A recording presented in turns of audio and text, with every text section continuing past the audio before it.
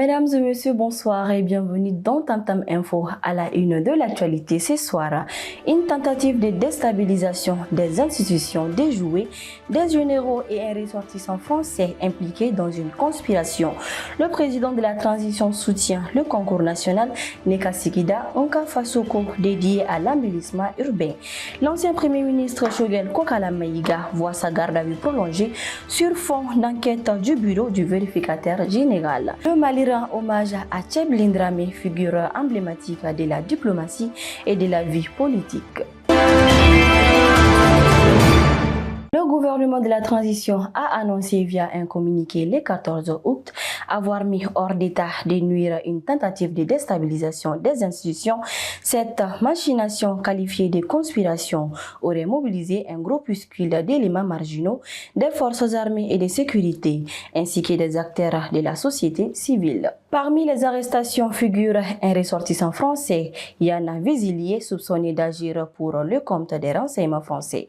Deux officiers supérieurs des généraux de brigade Abbas Dambélé et Nema Sangara sont également mis en cause. Le gouvernement salue la vigilance et le professionnalisme de ses services spécialisés, affirmant que la situation est totalement sous contrôle et appelant la population à rester calme face à ces tentatives vouées à l'échec.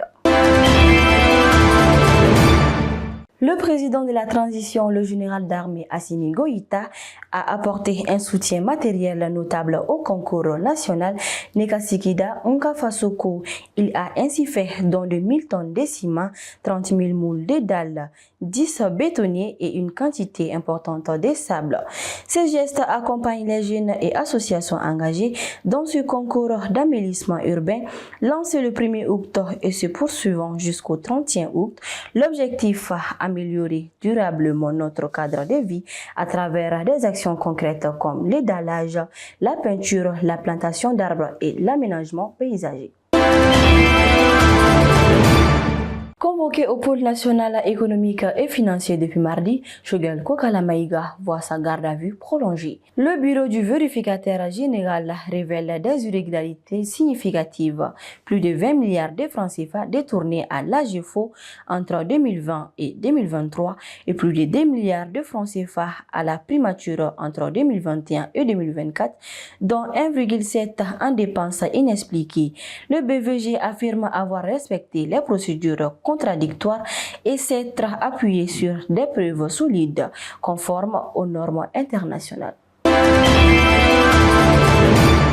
Le Mali plaira l'un de ses fils, Tcheblin Dramé, ancien ministre des Affaires étrangères et médiateur réputé, s'est éteint le 12 août à Paris.